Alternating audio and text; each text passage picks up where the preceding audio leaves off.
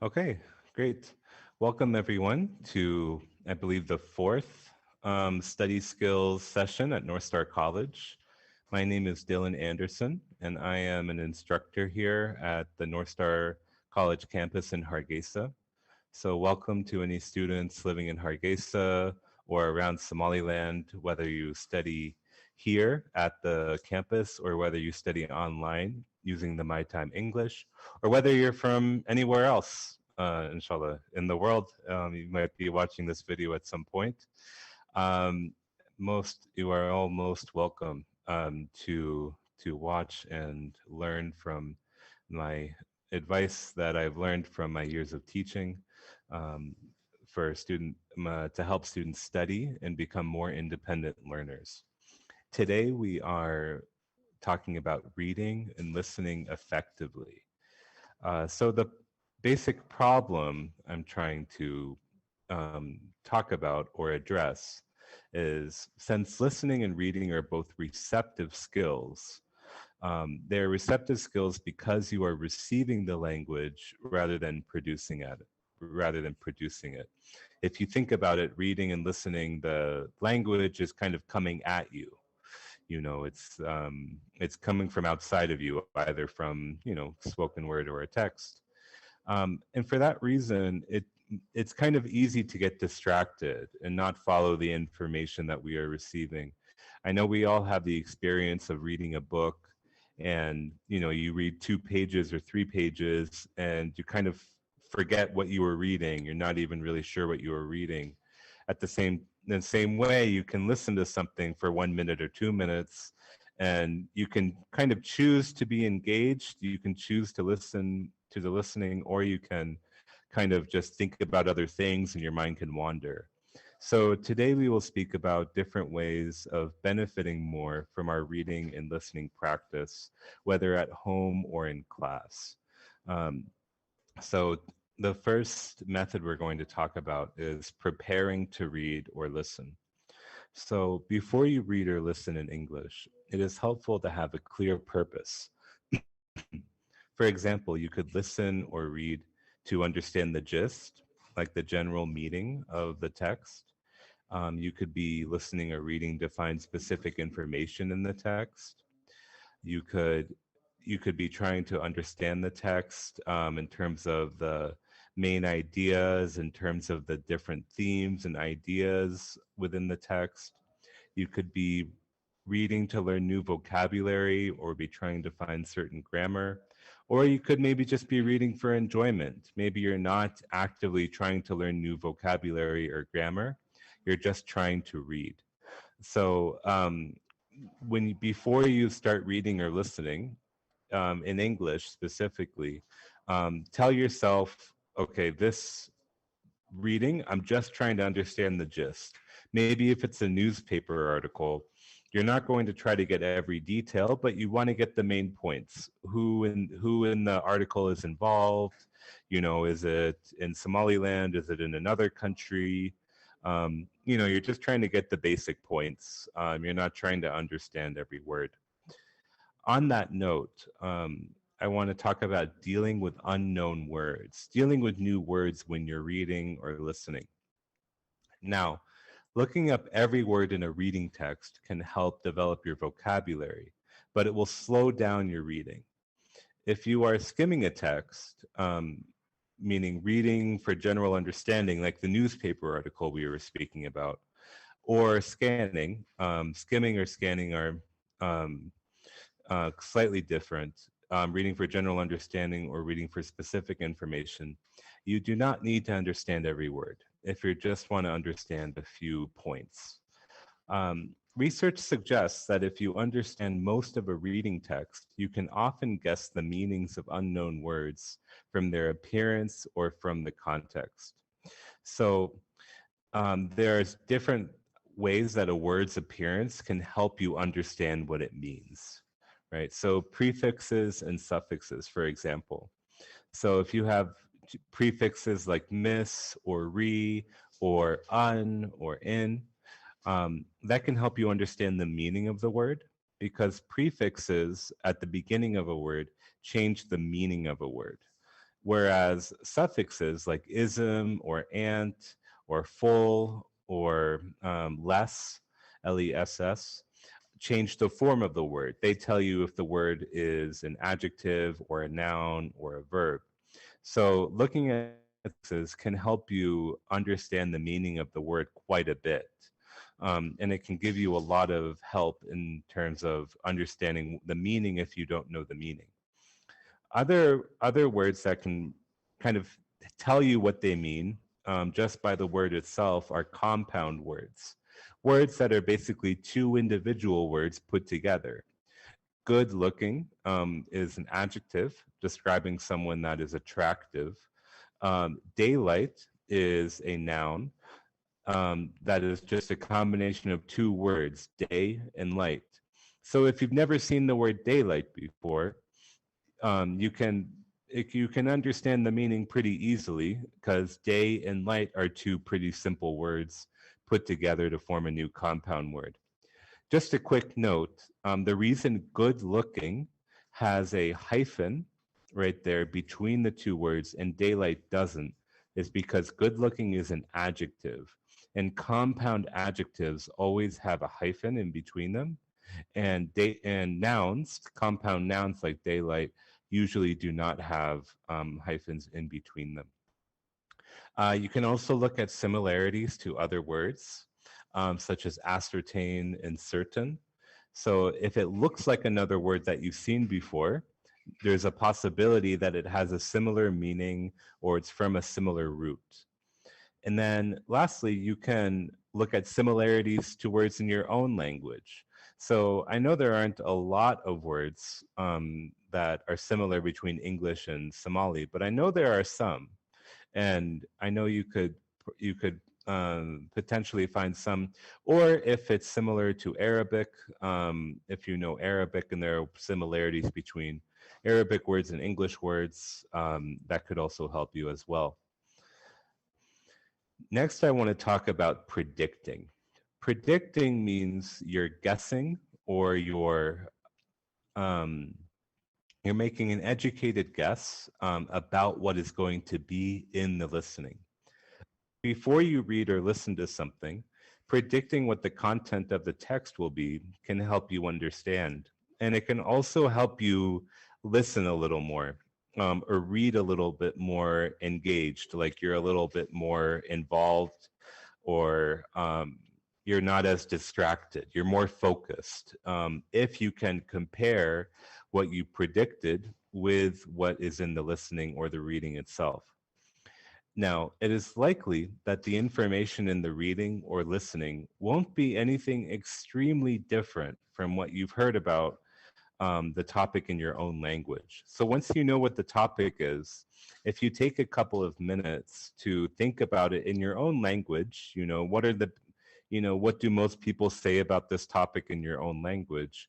It's likely that you're not going to find anything very different or completely different or completely new in the text. So for example, if the title of the text is The Dangers of Smoking Cigarettes, it's easy to think of what's going to be in the text. So you can think of what the vocabulary will be, maybe cancer, lung problems, studies have shown, research has shown, health, exercise, words like this, they're common themes when discussing the dangers of smoking cigarettes.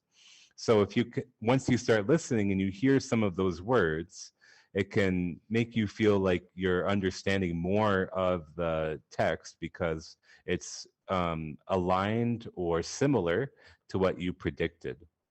So yeah, so speaking more specifically about using predictions, the following suggestions can help you make better predictions. If you're in class and if you're using a book, um, you can look at the headline or the pictures of a reading text to predict what it is about.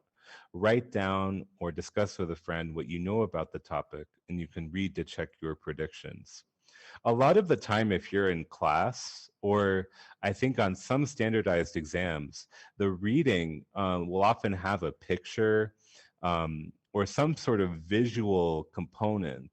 And that's not there for any random reason. It's not there just because the people who made the book enjoyed the picture. It's there to help you understand the reading in a more complete way.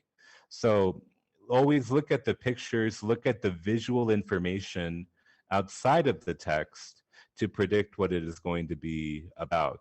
And that can really help you. Number two is you can write down 5 questions that you expect the text will answer. And then you can listen or read and try to answer the questions. So if we go back to our topic of the dangers of smoking cigarettes or the harms of smoking cigarettes, you can probably think of 5 questions related to, how many people each year die of smoking cigarettes. What are the specific harms of smoking cigarettes? What are the rates of lung cancer or heart disease or something like that? You can think of different questions that the text will likely explain. Um, and then another way to do that, it's a bit simpler, a little shorter, is you can write down 5 words that you expect the text will contain, and then you listen or read to check. So if we go back to the previous slide, that's kind of what I did here. So the dangers of smoking cigarettes, you're likely going to see the words cancer, lung problems, research, studies, health, exercise, or something like this. So just hearing the vocabulary, if it matches what you predicted, that can help you with the listening or the reading as well. Um, Number 5, you can read reviews and summaries before watching a film or reading a book in English.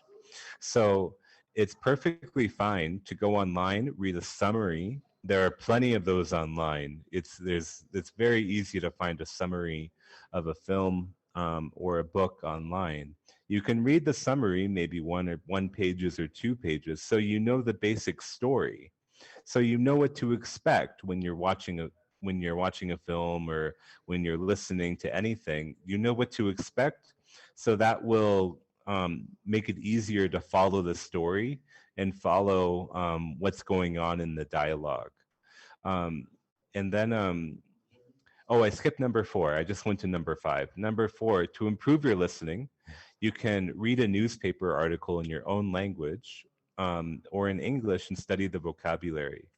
Then listen to the same news story on the TV, radio, or internet. Along with this, I saw someone here, there was someone working here at Northstar College a couple of years ago. And what she would do is she could read Arabic, as I assume most of you can probably read Arabic okay.